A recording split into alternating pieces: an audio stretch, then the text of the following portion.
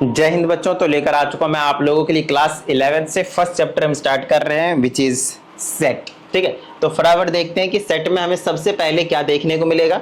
Set की अगर आप डेफिनेशन पे जाते हैं तो वहां पे सबसे मिलेगा आपके पास एक प्यारा सा वर्ड जिसे हम बोलते हैं वेल डिफाइंड, और फिर मिलेगा आपके पास कलेक्शन, उसके बाद मिलेगा ऑफ ऑब्जेक्ट्स। ऑब्जेक्ट्स की जगह पे कुछ नाम हो सकते हैं, एनिमल्स के नेम्स हो सकते हैं, कुछ न्यूमेरिक वैल्यूज हो सकते हैं, कुछ अल्फाबेट्स हो सकते हैं, तो it can be anything basically, right. तो अब इस डेफिनेशन को समझने के लिए हमें छोटे छोटे इन वर्ड्स को समझना बेहद जरूरी है, तभी जाकर आपको ये जो डेफिनेशन है वो प्रॉपर जो है वो क्लियर होने वाला है।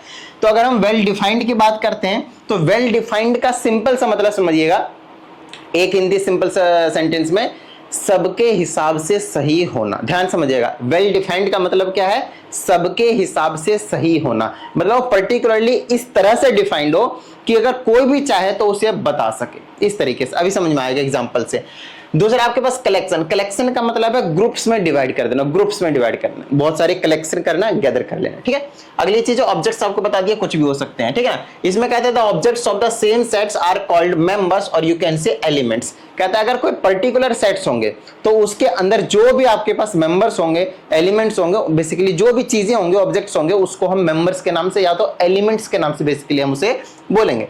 एग्जाम्पल देखना, जैसे मैंने बोला ऑल कलर्स ऑफ रेनबो। आप मुझे एक बात बताइए, ऑल कलर्स ऑफ रेनबो का मतलब क्या है? जो विवग्योर की हम बात करते थे 7 कलर्स की, VIBGYOR, है ना, violet, indigo, blue, green, yellow, orange, red. अब ये सभी के सभी कलर्स अगर मैं किसी से भी पूछता हूं, सबसे पहले चेकआउट करना है कि ये वेल डिफाइंड है या फिर नहीं है। अगर हम वेल डिफाइंड की बात कर रहे हैं तो आपको समझना पड़ेगा कि ये वेल डिफाइंड है या नहीं। फॉर एग्जांपल, आप मेरे से पूछेंगे विवग्योर के कलर, बेसिकली रेनबो के कलर, तो मैं ये विवग्योर बताऊंगा। किसी और से भी पूछेंगे जिसको बेसिकली पता हो तो वो क्या बताएगा भाई, विवग्योर ही बताएगा। मतलब एक तरीके से कंप्लीटली 100% सबके हिसाब से सही है, इसीलिए हम इसे क्या कह रहे हैं, सेट कह रहे हैं। आई बात समझ में, क्योंकि ये वेल डिफाइंड है। कलेक्शन मतलब ग्रुप्स, ये क्या ग्रुप्स ऑफ कलर है, कलेक्ट किया गया, गैदर किया गया, बहुत सारे कलर्स हैं, और हर एक कलर को हम क्या बोलेंगे, एलिमेंट्स या फिर मेंबर्स, इसी पर्टिकुलर सेट के। आई बात समझ में, अभी धीरे धीरे समझ में आएगा। अगली चीज आपके पास ऑल स्टेट्स ऑफ इंडिया। अगर हम ऑल स्टेट्स ऑफ इंडिया की बात करते हैं तो हर एक के हिसाब से सेम ही होगा भाई, डिफरेंट तो होगा नहीं, है ना। जिसको ना पता उसकी बात नहीं कर रहे हैं। नेक्स्ट है all reverse of India, fix है आपके पास, तो ये भी आपके पास एक सेट है। नेक्स्ट है ऑल प्राइम फैक्टर्स ऑफ 330। आप 330 का प्राइम फैक्टर्स निकालते जाएं, आपको यही मिलेगा, जिसकी वजह से ये क्या है, हर एक के हिसाब से बिल्कुल सही है। It means it is well defined, got it. दूसरी चीज, collection of vowels in English alphabet. अगर हम इंग्लिश अल्फाबेट की वॉवेल्स की बात करते हैं तो AEIOU है आपके पास, ये फिक्स है, हर एक के हिसाब से वही होने वाला है, तो इसीलिए ये भी क्या आपके पास एक सेट है। आगे बात समझ में, ठीक है। चलो भाई, अब बात करते हैं कि कौन सा ऐसा होगा जो वेल डिफाइंड नहीं होगा, कौन कौन से ऐसे होंगे। तो चलो भाई फटाफट देखते हैं। पहले में कहा जाता है all good cricket players of your school. देखो, आपके स्कूल के अच्छे अच्छे प्लेयर की बात कर रहे हैं, क्रिकेट प्लेयर की बात कर रहे हैं, तो देखो किसी के हिसाब से पूछोगे ना तो कोई और नाम लेगा, मेरे को आप पूछोगे तो कोई और नाम लूंगा, किसी और स्टूडेंट को आपके स्कूल से पूछोगे तो वो कोई और नाम लेगा। It means it is not well defined, हर एक के हिसाब से सेम नाम नहीं आ रहा है प्लेयर का, क्रिकेट प्लेयर का, that's why it is not a set, got it. चलिए दूसरी चीज है all big cities of India. अगर आप किसी पर्सन से पूछते हैं कि बताओ भाई इंडिया के बिग सिटीज के नाम क्या हैं, तो इंडिया के बिग सिटीज में बहुत सारी सिटीज आएंगे, कोई कुछ बोलेगा, कोई कुछ बोलेगा, सभी की सभी सेम आंसर नहीं देंगे, that's why it is not a set. ठीक है, वेल डिफाइंड नहीं बेसिकली। ऑल लवली फ्लावर्स, देखो किसी को कुछ और फ्लावर्स पसंद होते हैं, किसी को कोई और फ्लावर पसंद होता है। अगर आप हमसे पूछेंगे तो कुछ बोलेंगे, कोई और से पूछेंगे किसी और पर्सन से वो कुछ और बोलेगा, जिसके वजह से बेसिकली ये वेल डिफाइंड में नहीं आता है, गॉट इट। चलो भाई, 5 most renowned scientist of the world. पूरे वर्ल्ड में रिनॉन्ड का मतलब होता है जाना माना, बहुत ज्यादा फेमस बेसिकली आप कह सकते हैं, जिनकी ऑनर्ड पर्सन बेसिकली बहुत ज्यादा उनके आदर किया जाता हो। तो वो 5 पर्सन्स के नाम अगर आप पूछेंगे साइंटिस्ट के तो कोई कुछ बताएगा, कोई कुछ बताएगा। तो जब जहां पे डाउट जैसी सिचुएशन आ जाए वो वेल डिफाइंड नहीं होता है। आई बात समझ में? तो इस केस में वो सेट नहीं कहलाता है। Got it? इतनी बात समझ में आ गई। अब हम बात करते हैं, यस, अब हम बात करते हैं रिप्रेजेंटेशन ऑफ सेट्स की, रिप्रेजेंटेशन ऑफ सेट्स की, ठीक है। तो रिप्रेजेंटेशन ऑफ सेट्स की अगर हम बात करते हैं तो सबसे पहले, चलो रिप्रेजेंटेशन ऑफ सेट से पहले भी मैं आप लोगों को एक छोटी सी प्यारी सी चीज दिखाना चाहता हूं, और वो है आपके पास नोटेशंस, ठीक है। तो मैं बात कर रहा था कुछ नोटेशंस की जिसका हम यहाँ पे फ्रीक्वेंटली यूज करने वाले हैं बेसिकली। जैसे कि मैंने बोला नेचुरल नंबर, तो अब नेचुरल नंबर को यहाँ पे कैसे रिप्रेजेंट करोगे? कैपिटल एन से। अभी आपके अपने माइंड में सिर्फ और सिर्फ इतनी सी बात डालनी है कि कहीं पे अगर हम नेचुरल नंबर की बात करेंगे तो उसका शॉर्ट फॉर्म जो होगा वो कैपिटल एन होगा, बस और कुछ नहीं, सिंपल सी बात, ठीक है। होल नंबर के लिए आप कैपिटल डब्ल्यू का यूज करेंगे। इंटीजर्स के लिए या तो आप आई का यूज कर सकते हैं, नहीं तो आप कैपिटल जेड का यूज कर सकते हैं। रैशनल नंबर के लिए आप कैपिटल क्यू का यूज करेंगे। रियल नंबर्स के लिए आप कैपिटल आर का यूज करेंगे, ठीक है। इरेशनल नंबर्स के लिए आप कैपिटल टी का यूज करेंगे। पॉजिटिव रैशनल नंबर बोले तो क्यू के ऊपर प्लस लगा दो, और पॉजिटिव रियल नंबर बोले तो आर के ऊपर प्लस लगा दो। मतलब जो भी चीज पॉजिटिव नेगेटिव बोला जाए उसके अकॉर्डिंगली आप प्लस माइनस आप लगा सकते हो उसमें, तो वहां पे आपके पास रिप्रेजेंटेशन हो जाएगा। जैसे मैंने बोला इंटीजर, तो अगर मेरे को रिप्रेजेंट करने का पॉजिटिव इंटीजर्स, तो you will write here Z positive, और you can also write I positive. Got it? ठीक है। वहीं पे अगर आपको नेगेटिव इंटीजर्स को रिप्रेजेंट करना है, so you can write Z negative, और you can also write I negative. Got it? चलें आगे। तो इस तरह से पॉजिटिव नेगेटिव हर एक के केस में कर सकते हैं। भाई नेचुरल नंबर होल नंबर होता ही नहीं पॉजिटिव नेगेटिव, तो उसके लिए तो कोई चक्कर है ही नहीं, वो डायरेक्टली आपके पास उसी तरह से रहने वाला है। आई बात समझ में? ठीक है, चलो भाई अब हम बात करने वाले हैं रिप्रेजेंटेशन ऑफ सेट। देखो रिप्रेजेंट करने के तरीके को बेसिकली उसको रिप्रेजेंटेशन ऑफ सेट कहते हैं, और हमारे पास यहाँ पे दो तरीके हैं रिप्रेजेंट करने के। किसी भी सेट को हम दो तरीके से रिप्रेजेंट कर सकते हैं। एग्जाम्पल देखते जाइएगा। सबसे पहला है आपके पास यहाँ पे रोस्टर, या फिर हम इसी को टेबुलर फॉर्म के नाम से जानते हैं। तो जब हम रोस्टर या फिर टेबुलर फॉर्म की जब हम बात करते हैं तो इस केस में क्या आता है, देखिए इस केस में जो लिखा है उसको बाद में देखेंगे, सबसे पहले एग्जाम्पल देखते हैं, तब आपको बेहतरीन तरीके से समझ में आएगा। जैसे कि यहाँ पे देखिए एग्जाम्पल, पहला एग्जाम्पल है the set A of all even natural numbers less than 15। इस चीज को बेहतरीन तरीके से समझने की कोशिश कीजिएगा अच्छे से, तब जाकर आपको सभी चीजें क्लियर हो जाएंगे। बेसिकली एक सेट कहता है ए है जिसके अंदर इवन नेचुरल नंबर है और वो लेस देन 15 है, लेस देन 15 है। तो आपको पता है 15 से कम नेचुरल नंबर और इवन होने चाहिए, तो वो क्या होंगे 2 4 6 8 10 12, यही नंबर्स होने वाले हैं। ठीक है, चलो तो रोस्टर फॉर्म में हम कैसे इसको रिप्रेजेंट करते हैं? पहले तो सेट ए का नाम देते हैं उसको कैपिटल लेटर से, ध्यान समझना, उसको हम कैपिटल लेटर से जनरली सेट्स को रिप्रेजेंट करते हैं। उसके बाद हम दो कर्ली ब्रेसेस का यूज करते हैं कुछ इस तरीके से, स्टार्टिंग और एंडिंग वाले, है ना, ओपन और क्लोज वाले। उसके बाद का काम होता है आपके पास इसके अंदर एलिमेंट्स लिखने का। अभी बताया ना एलिमेंट्स क्या होते हैं, किसी भी सेट के अंदर जो भी ऑब्जेक्ट्स होते हैं उसको हम एलिमेंट्स कहते हैं।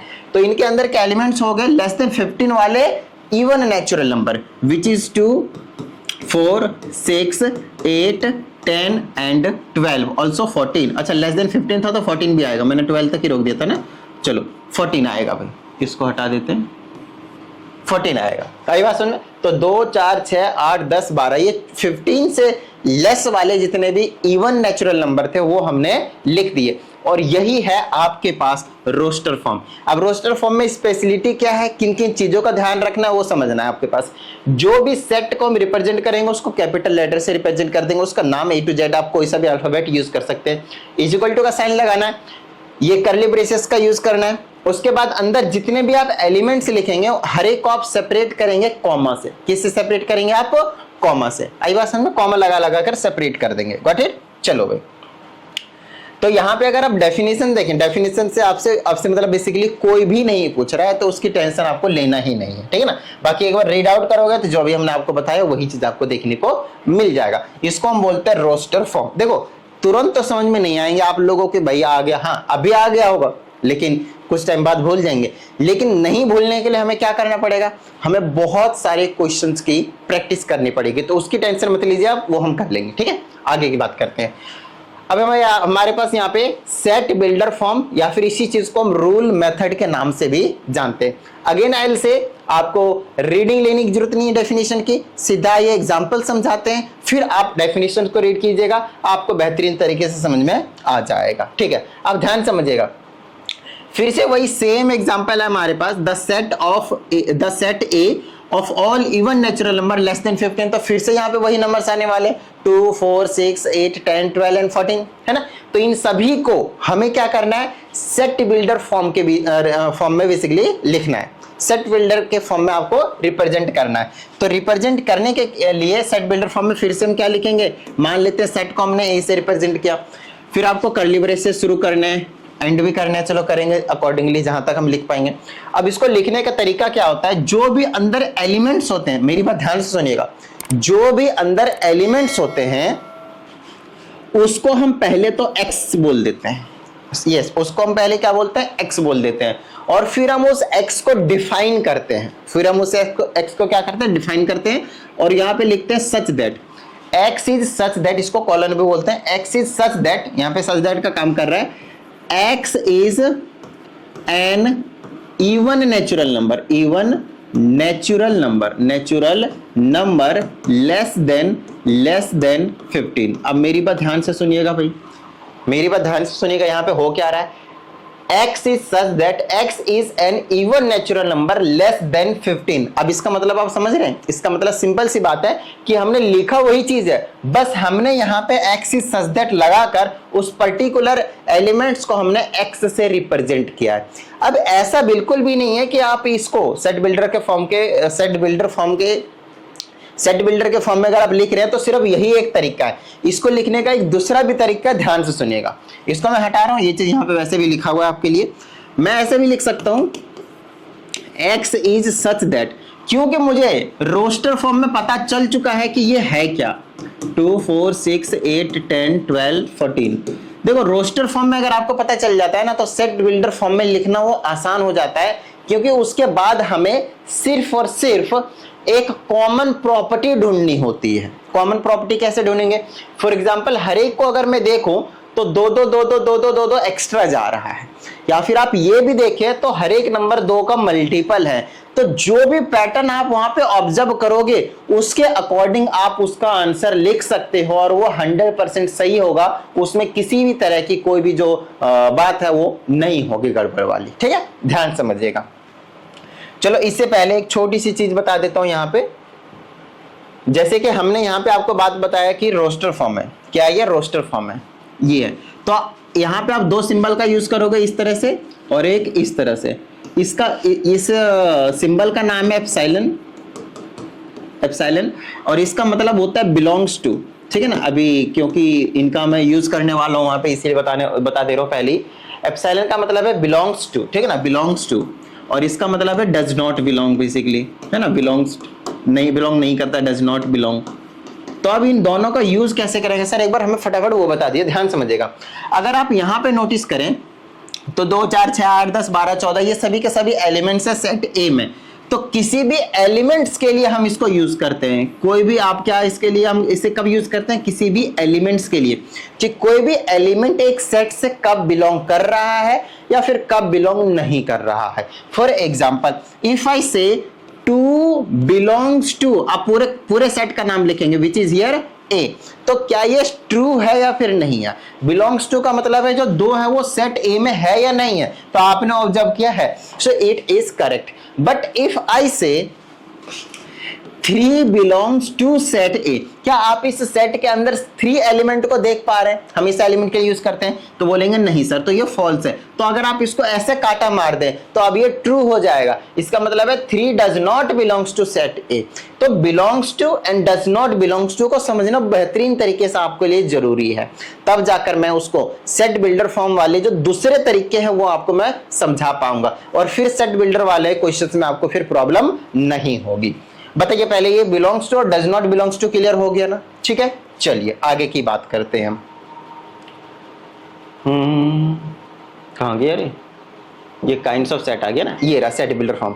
अब मैं इसी चीज को ना दूसरे तरीके से समझाने की कोशिश कर रहा हूं। जैसे कि मेरे पास सेट ए जो है वो क्या था, 2, 4, 6, 8, 10, 12, 14 सेट ये था। अब इसी को हमें क्या करना है, सेट बिल्डर फॉर्म के सेट बिल्डर के रूप में लिखना है। तो सेट बिल्डर के फॉर्म में लिखने के लिए आपको क्या करना है, कॉमन प्रॉपर्टी ढूंढनी। उससे पहले आप x को असाइन कर दो कि x क्या है, ये सभी के सभी एलिमेंट्स हैं।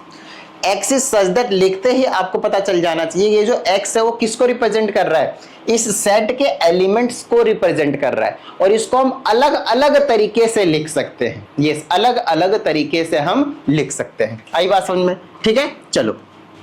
तो x इज इक्वल टू क्या लिख दो, यहाँ पे x पे कंडीशन लिखो, x क्या है, 2 का मल्टीपल है तो आप लिख दो 2n। बोलो कोई दिक्कत? 2 का मल्टीपल है तो क्या लिख दो आप इसे 2n। और n पे आप बोलोगे देखो n की वैल्यू अगर मैंने 1 लिया तो 2 इंटू 1 2 आएगा।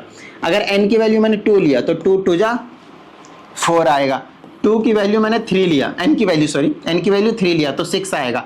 n की वैल्यू 4 लिया तो 8 आएगा। n की वैल्यू 5 लिया तो 10 आएगा। n की वैल्यू 6 लिया तो 12 आएगा। और n की वैल्यू अगर मैंने 7 लिया तो मेरे पास 14 आएगा। अब इस चीज को बेहतरीन तरीके से समझना है कि n पे हमें यहाँ पे कंडीशन लगानी पड़ेगी, क्योंकि अगर मैंने यहाँ पे कंडीशन नहीं लगाया तो पता है क्या हो जाएगा, आप n की कुछ भी वैल्यू ले सकते हो, नेगेटिव पॉजिटिव 0 चलता रहेगा। भाई यहाँ तो ऐसा करना नहीं है, हमारे पास एलिमेंट तो टोटल इतना ही है, तो हमें n पे कंडीशन लगानी पड़ेगी कि ये इतना ही होना चाहिए, इससे ज्यादा नहीं हो सकता। तो आप यहाँ पे लिखोगे n जो है ना वो लेस देन 8 कर दो। चलो कोई दिक्कत, 8 से कम वाले। अब 8 से कम वाले का मतलब समझना भाई, 8 से अगर मैंने लेस देन बोला है n को, इसका मतलब 1 to 7 नहीं है, 0 भी है, -1 भी है, -2 भी है। लेकिन अगर मैं n के जगह पे 0 -1 -2 लिख देता हूं तो क्या ये वाले एलिमेंट्स आएंगे 8 n इज लेस देन 8 के लिए, लेकिन और भी एक्स्ट्रा एलिमेंट्स आ जाएंगे, 0 आ जाएगा, -2 आ जाएगा, -4 आ जाएगा, -6 आ जाएगा। तो ये एलिमेंट्स तो हमें नहीं चाहिए। और अगर हमें ये वाले एलिमेंट्स नहीं चाहिए तो इस केस में कंडीशन भी ऐसे लगाना पड़ेगा। अब यहाँ पे कॉमा लगाकर आप लिख दोगे ये जो n है ना, n वो बिलोंग करेगा सिर्फ और सिर्फ नेचुरल नंबर से, सिर्फ और सिर्फ नेचुरल नंबर से, और किसी और बेसिकली नोटेशन से डिनोट आपके पास बिलोंग नहीं करने वाला है। तो हमने छोटे वाले n पे कंडीशन लगा दिया, वो बिलोंग कर रहा है बड़े वाले n से, मतलब नेचुरल नंबर से। मतलब अगर आपने n की वैल्यू लेनी है तो 8 से छोटी लेनी पड़ेगी। ध्यान से समझना है, ये ना दिमाग खोलने वाली चीज है। आप सीधा सीधी ये वाला तो देखो कोई भी लिख देगा, मेरी बात ध्यान से सुनिएगा, ये वाले ना बिल्कुल जो बेसिक वाले बच्चे होंगे वो भी लिख देंगे इजीली, लेकिन ये वाले सभी दिमाग नहीं लगा पाते हैं। और ये वाला जिस दिन आप लिखना सीख गए उस दिन आपसे एक भी क्वेश्चन सेट बिल्डर फॉर्म वाला जो है वो गलत नहीं होगा। आई बात समझ में? ठीक है, तो इस बात का प्रॉपर ध्यान रखना है। तो हमने कंडीशन ऐसे लगा दिया है कि भाई इसके अलावा और कोई एलिमेंट्स आएगा ही नहीं, और इसी को ही हम बोलते हैं सेट बिल्डर फॉर्म। बताइए किसी भी तरह की कोई प्रॉब्लम, या फिर इसको हम बोलते हैं रूल मेथड, है ना, रूल लगा दिए, नियम लगा दिए कुछ। Got it? चलो भाई, और भी अगर आपको और भी कोई पैटर्न दिखता है उसके अंदर तो उसके अकॉर्डिंगली आप काम कर सकते हैं, वो आपके लिए बेस्ट रहेगा। चलो भाई, ओके, तो सिर्फ और सिर्फ हमें कॉन्सेप्ट करने से जो है वो चीज़ें क्लियर नहीं होने वाले हैं, क्वेश्चंस करना बहुत बहुत बहुत ही ज़्यादा जरूरी है। तो चलो यार क्वेश्चंस की प्रैक्टिस करते हैं। हमारे पास एनसीईआरटी को उठाया, नो डाउट एनसीईआरटी के सभी पहले एग्जांपल्स फिर एक्सरसाइज। हर एक वीडियो में हम एक एक्सरसाइज को कंप्लीट करने वाले हैं, तो बेहतरीन तरीके से देखते जाइएगा क्या कहा जाता है इसमें। एग्जांपल 1 में कहा था write the solution set of the equation this in roster form. तो रोस्टर फॉर्म मान लेते हैं, सेट को हमने ए का नाम दिया, ऐसे स्टार्ट करेंगे, ऐसे हम इसको क्लोज करेंगे, लेकिन बीच में हमें एलिमेंट्स लिखने हैं, और एलिमेंट्स में क्या आएंगे, उस सेट के अंदर क्या आएंगे, सॉल्यूशन लिखना है। किसके? इस वाले इक्वेशन के। तो x² + x - 2 = 0, मिडिल टर्म आप लोगों को मालूम है तो वो आप कर लो फटाफट, x² + x - 2 = 0 का। x² + 2x - x - 2 = 0, x common ले लो, ये बन जाएगा x + 2 - 1 कॉमन ले लो, x + 2 और इक्वल टू 0 चलता आ रहा है, तो x + 2 = 0 एंड x - 1 = 0। यहाँ से x की वैल्यू -2 आई, x की वैल्यू आपके पास 1 आया, तो माइनस का 2 और कॉमन लगाकर लिखोगे 1, तो यही आपका आंसर हो गया। आई ना बात समझ में? रोस्टर फॉर्म में लिखना था, सेट ए से रिप्रेजेंट किया, करली ब्रेसेस लगाया, एलिमेंट्स लिखे, कॉमा से सेपरेट कर दिया, ये आपका आंसर हो गया। इतना ज़्यादा गैप अगर आप नहीं देना चाहते हैं, जो कि ठीक नहीं भी लगता है, तो इतना आप रखें, बेस्ट है। चलो भाई, दूसरे एग्जाम्पल की अगर हम बात करते हैं तो इसमें हमारे पास कहता है right the set x is such that x is a positive integer and ये आपके पास इन द रोस्टर फॉर्म। फिर से सेट ए लिखो और रोस्टर फॉर्म में आपको लिखना है, लेकिन इसमें सभी पॉजिटिव इंटीजर्स आने चाहिए। तो x को सेटिस्फाई करने वाले, देखो x² इज लेस देन 40, देखो अगर एक्स स्क्वायर जो है वो लेस देन 40 होना चाहिए तो एक्स की क्या क्या पॉजिटिव इंटीजर्स ले सकते हैं, मतलब 1 2 3 4 5 6 7 एंड सो ऑन, ठीक है। तो पहले 1 लेकर देखो, 1 का square 1 is less than 40, it is satisfying, it is true, 1 is less than 40, yes, so you will write here we have taken as 1, फिर कॉमा लगाएंगे, सेपरेट करना है सभी एलिमेंट्स को कॉमा से। 2 ले सकते हैं, 2 का स्क्वायर 4 होता है, 4 इज लेस देन 40, तो आप 2 भी ले लेंगे, आप 3 भी ले लेंगे, आप 4 भी ले लेंगे, आप 5 भी ले लेंगे, आप 6 भी ले लेंगे, क्या आप 7 ले सकते हैं? 7 का स्क्वायर 49 हो जाएगा, 49 इज नॉट लेस देन 40, सो आपके पास रोस्टर फॉर्म में सिर्फ और सिर्फ इतना ही आंसर हो जाएगा। चीजों को समझना बहुत ज्यादा जरूरी है, ठीक है। चलो भाई तीसरे एग्जांपल की बात करते हैं। कहते हैं कि ये आपके पास एक सेट दिया है, इसको आपको सेट बिल्डर फॉर्म में लिखना है।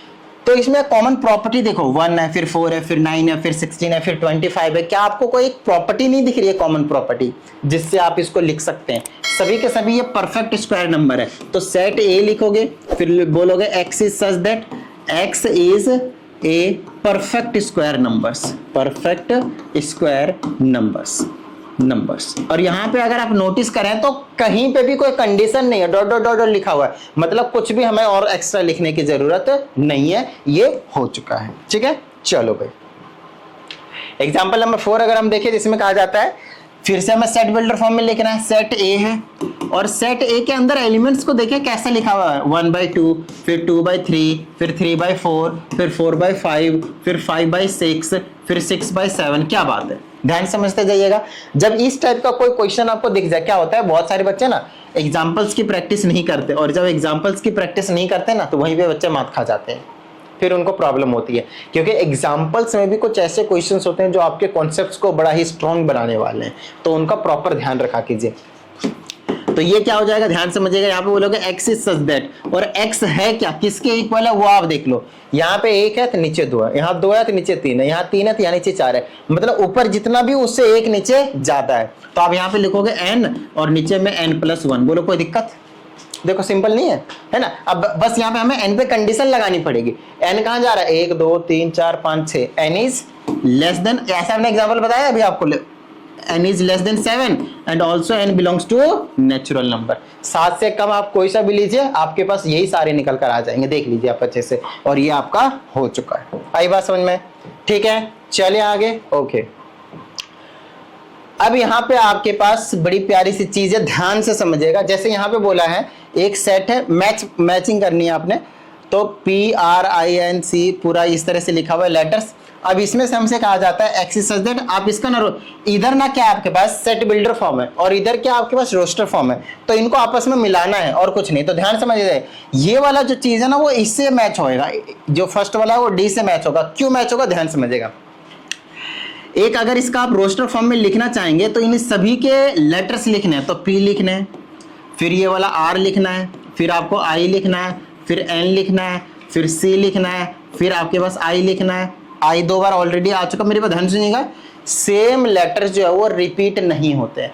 2 इंपॉर्टेंट पॉइंट है, आप लोगों को समझना बहुत ज्यादा जरूरी है। पहली चीज, ऑर्डर मैटर नहीं करता, किसी भी सेट में आगे पीछे लिखा जा सकता है। दूसरी चीज, अगर ये इसी की बात करता हूँ, N यहाँ होता और I यहाँ होता तो कोई दिक्कत नहीं थी, बिंदास, कोई टेंशन वाली बात नहीं है।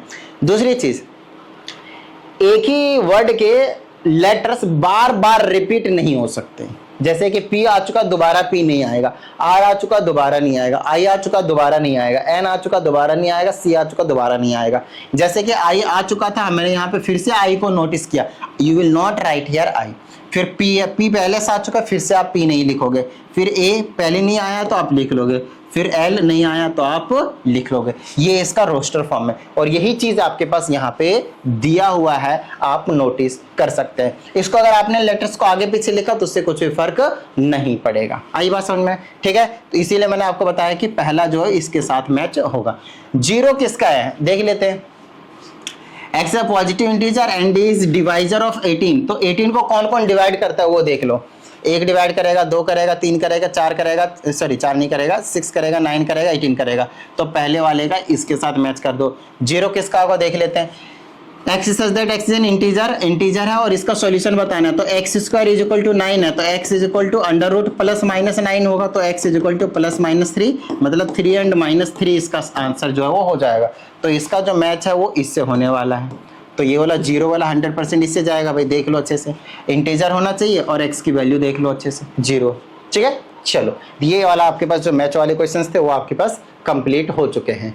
ये सभी के सभी क्वेश्चन जो थे वो एग्जांपल्स के थे, 5 एग्जांपल्स। और अब हमारे पास बारी किसकी है, एक्सरसाइज के क्वेश्चंस की। तो पहले मैं आपको बताना है कि भाई कौन से सेट हैं कौन से सेट नहीं है।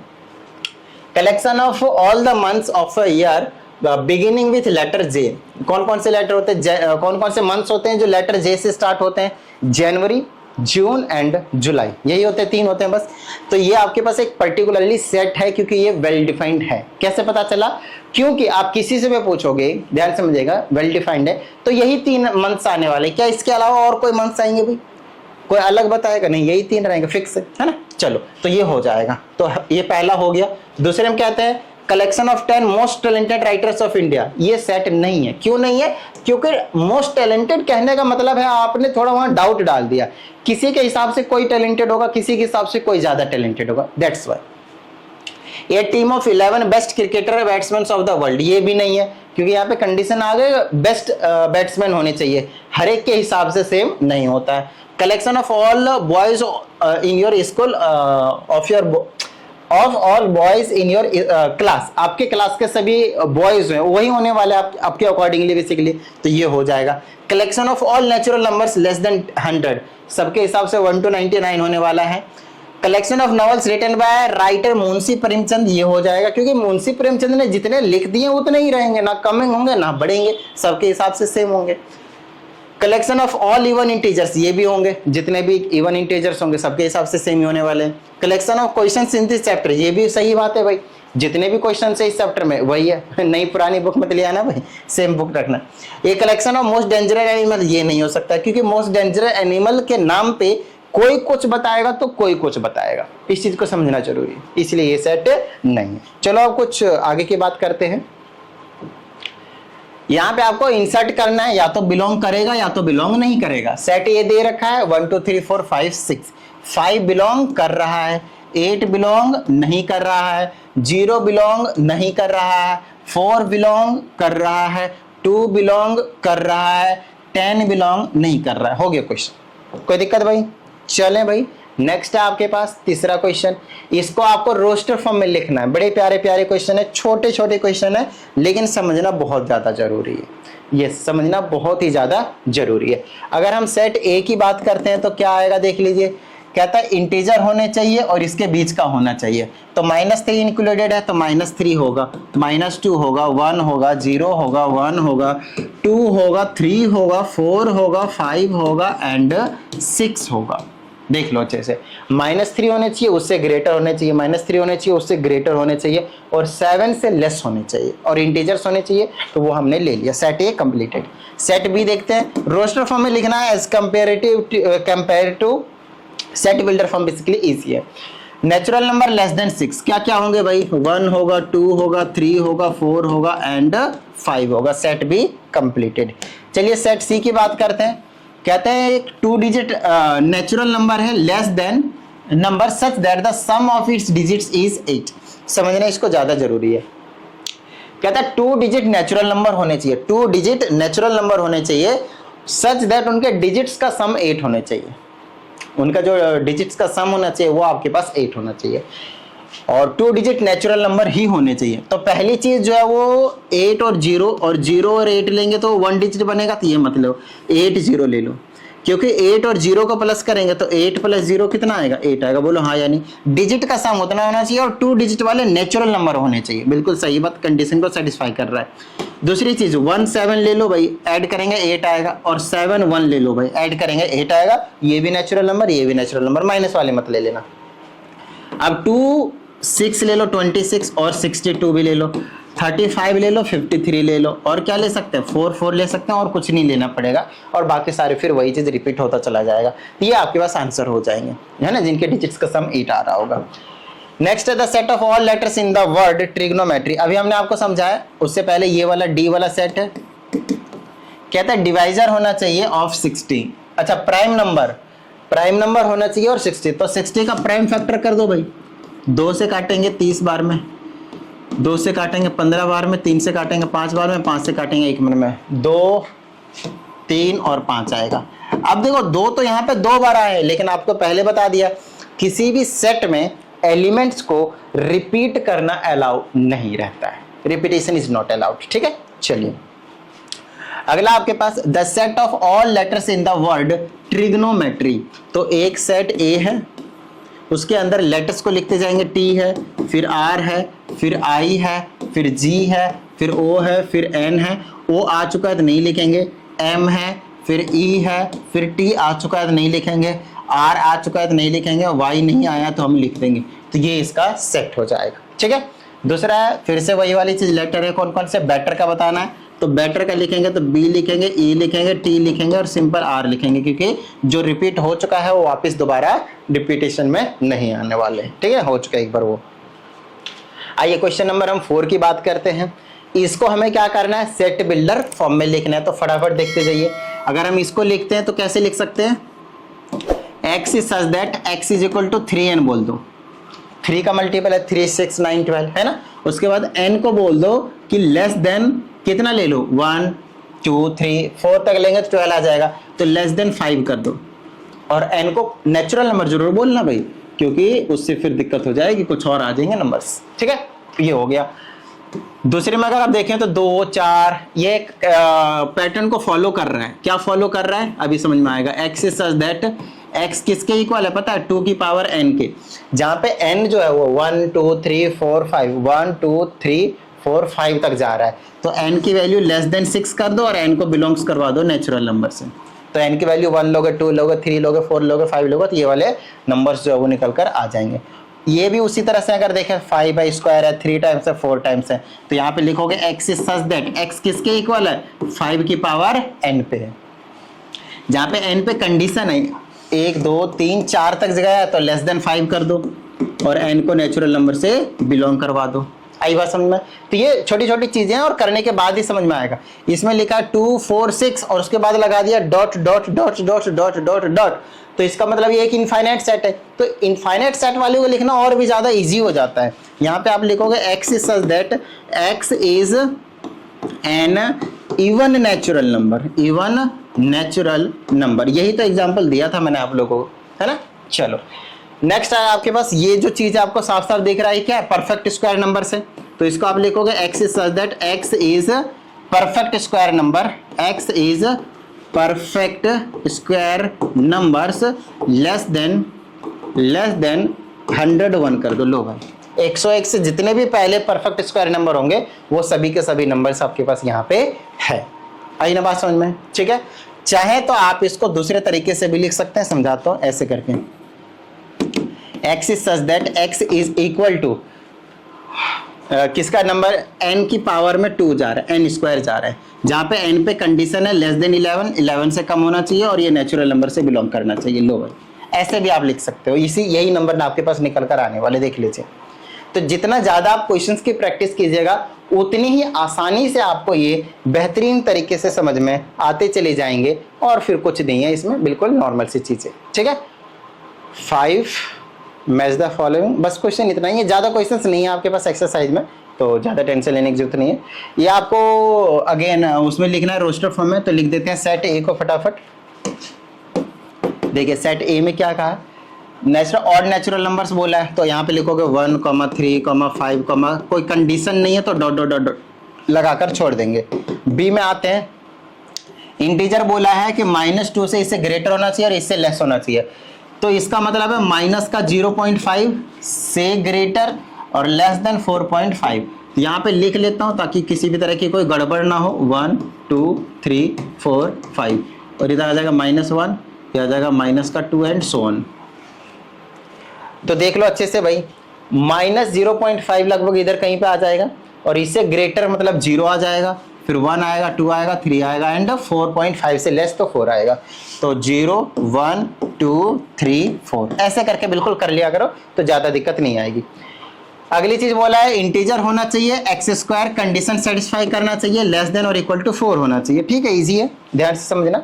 सी वाला x में क्या वैल्यूज लो, इंटीजर्स होने चाहिए पॉजिटिव नेगेटिव 0, पहले 0 ले लो, माइनस वाले भी ले सकते हो, -2, -1, 0, फिर 1, फिर 2, बस इतना ही हो जाएगा। अब ये मेरे दिमाग में तुरंत कैसे आएगा, ध्यान समझना। x के जगह पे हम ऐसी कौन सी वैल्यूज को पुट करेंगे कि इस कंडीशन को सेटिस्फाई करे।